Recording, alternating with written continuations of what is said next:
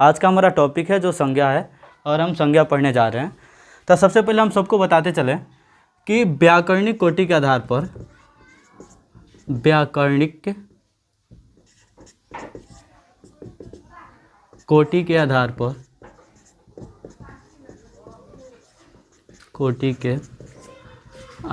पर शब्द का दो प्रकार होता है। शब्द के दो प्रकार होते हैं।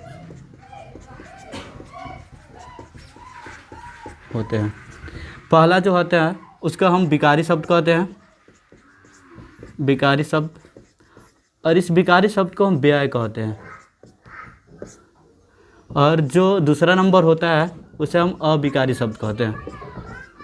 अविकारी शब्द यानी कि उसको अव्यय कहते हैं, अव्यय। और अब हम यहाँ विकारी और अविकारी की बात करें तो वहीं विकारी जिनका रूप में परिवर्तन होता है और अविकारी जिनके रूप में परिवर्तन नहीं होते हैं। जिसके रूप में परिवर्तन होते हैं उसको व्यय कहते हैं और जिसके रूप में परिवर्तन नहीं होता है अव्यय कहते हैं। और इसकी संख्या जो होती है 4 होती है और इसकी संख्या भी होती है जो 4 होती है। इसका संख्या जो होता है पहला संज्ञा, सर्वनाम, विशेषण और क्रिया होता है जो विकारी होते हैं जिसको व्यय कहा जाता है।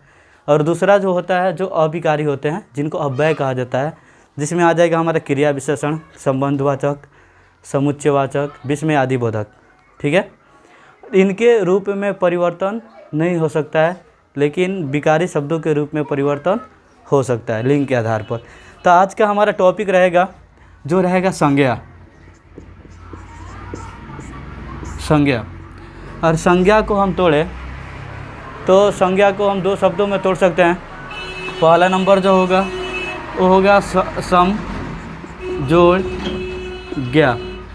ठीक है, सम जोड़ ज्ञा 2 शब्दों में तोड़ सकते हैं। और संज्ञा के शाब्दिक नाम के बात करें, अर्थ के बात करें तो सब शाब्दिक अर्थ जो होता है संज्ञा का, शाब्दिक अर्थ जो होता है वो होता है नाम। यानी कि कोई भी नाम जो हमारे आसपास या हमारे परिवेश या पूरे संसार में जो कोई भी नाम है उसे हम संज्ञा कहते हैं। जो हमारे दैनिक जीवन में उपयोग होते हैं सभी वस्तुएं हमारे लिए संज्ञा कहलाते हैं जिनका कोई नाम है। जो अभी दिख रहा है यहाँ पे व्हाइट बोर्ड या जिस मार्कर से हम लिख रहे हैं वो भी संज्ञा होता है। यानी संज्ञा की डिफिनेशन की बात करें तो हम ऐसे बोल सकते हैं किसी व्यक्ति, स्थान, भाव या गुण के नाम को हम संज्ञा कहते हैं। ठीक है, जैसे में राम, मोहन, पटना, सुंदरता आदि सब संज्ञा होता है। और मुख्य रूप से संज्ञा के 5 भेद होते हैं जो हमारा होता है जातिवाचक संज्ञा, व्यक्तिवाचक संज्ञा, भाववाचक संज्ञा, द्रव्यवाचक संज्ञा और समूहवाचक संज्ञा। जो बोर्ड पर लिख रहे हैं कुछ इस प्रकार से होता है। मुख्य रूप से अगर बात करें तो मुख्य रूप से संज्ञा के 5 प्रकार होते हैं। संज्ञा के 5 प्रकार होते हैं। पहला नंबर जो हमारा इसमें आता है उसको हम व्यक्तिवाचक संज्ञा कहते हैं। व्यक्तिवाचक संज्ञा।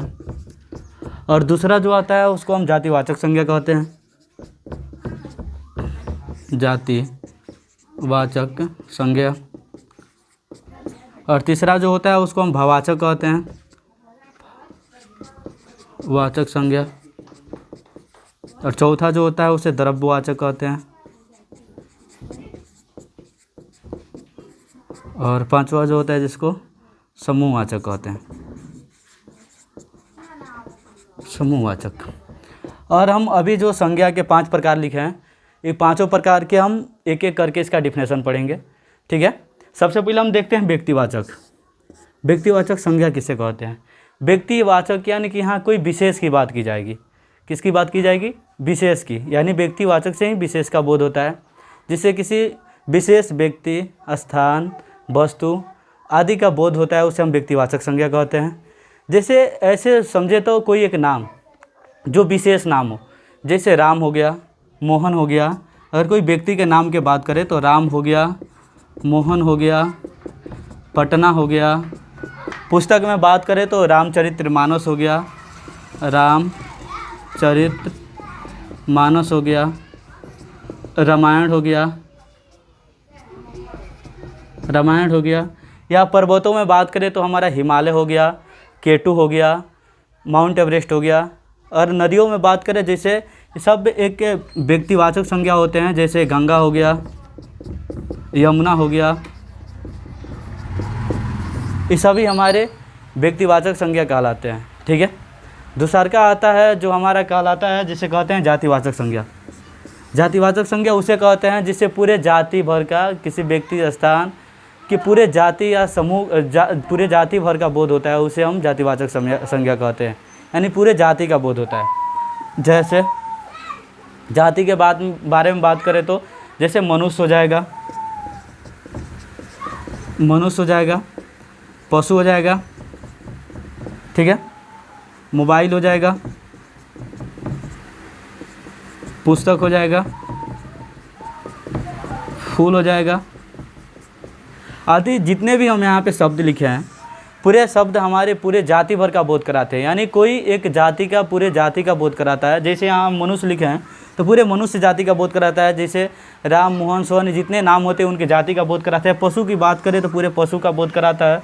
मोबाइल की बात करें तो पूरे मोबाइल जाति का, यानी पुस्तक की बात करें तो पूरे पुस्तक का बोध कराते हैं, उनके पूरे जाति का बोध कराते हैं, उनसे हम जातिवाचक संज्ञा कहते हैं।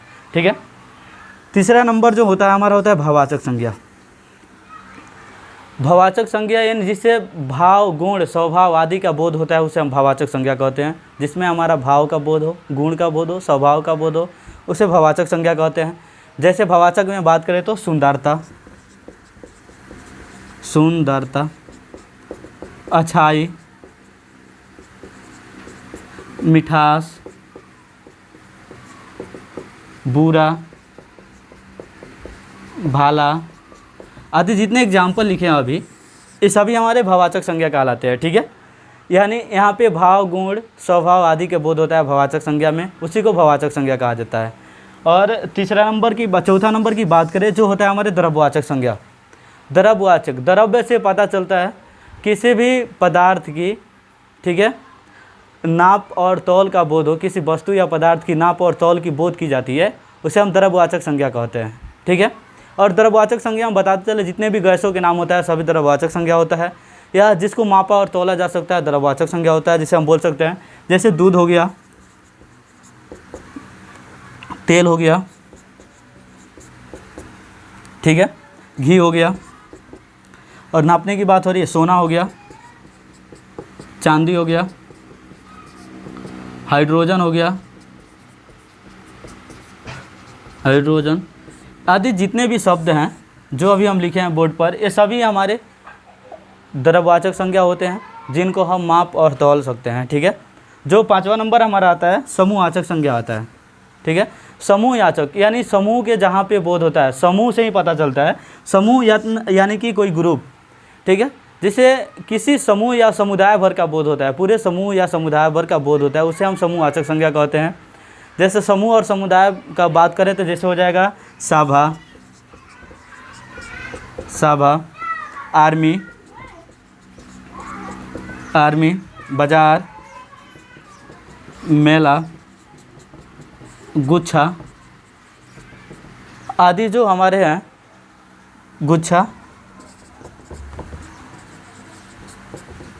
ये आदि जो दिख रहे हैं, या हम अभी जो एग्जाम्पल बोले हैं समूहवाचक संज्ञा में, जैसे गुच्छा, सभा, आर्मी, बाजार, मेला आदि सब हमारे कहलाते हैं समूहवाचक, यानी समूह या समुदाय भर का बोध कराते हैं।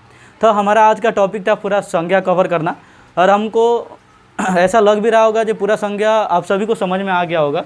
तो संज्ञा के कुछ ऐसे ही 5 प्रकार होते हैं, ठीक है, जो आज हम पूरा बता दिया आप सभी को। आज का क्लास ख़त्म होता है।